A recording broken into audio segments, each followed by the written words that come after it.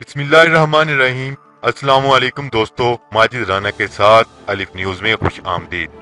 उम्मीद की जाती है कि आज की ये वीडियो आपको पसंद आएगी।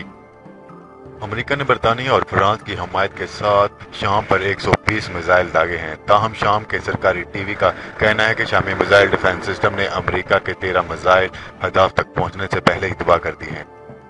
गैर मुल्की मीडिया के मुताबिक अमेरिका की जानब से शाम पर 1 घंटे तक मिसाइल दागे गए, जिसमें बरतानिया और अमेरिका के जेट तैयारों ने हिस्सा लिया। ताहम शाम के सरकारी टीवी का कहना है कि 13 मिसाइल रास्ते में ही मार गिराए गए।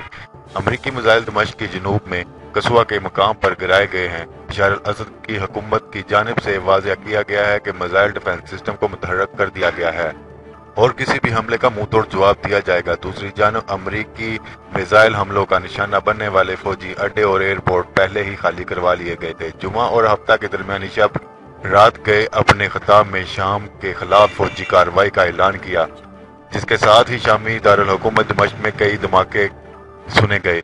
अमेरिका के टॉम क्रूज और बरतानिया के स्टॉर्म शैडो मिसाइल्स ने दमिश्क और हमस के करीब मुख्तलिफ फौजी तंसीबात को निशाना बनाया। अमेरिका के दिफाई काम के मुताबिक हमले में शाम के साइंसी तहकीकी अदारे और कीमियाई हथियार के जखायर को भी निशाना बनाया गया। अमेरिका मेरीन कोर के जनरल डेफोर्ड ने वाज़ेह किया कि हमलों में जेट तैयारों ने हिस्सा लिया और रूस को इन हमलों और हदाफ के बारे में पहले से आगाह नहीं किया गया था। वाज़ेह रहे कि अमेरिका ने अक़वाम मुत्तहिदा की सलामती कौंसिल से करारदाद मंजूर कराने में नाकामी के बावजूद बरतानिया और फ्रांस की मदद से शाम पर हमला किया और हमले के लिए सदर ट्रंप ने निहत्ते शहरियों पर शाम की फौज की कीमियाई हथियारों के इस्तेमाल को जवाज बनाया है।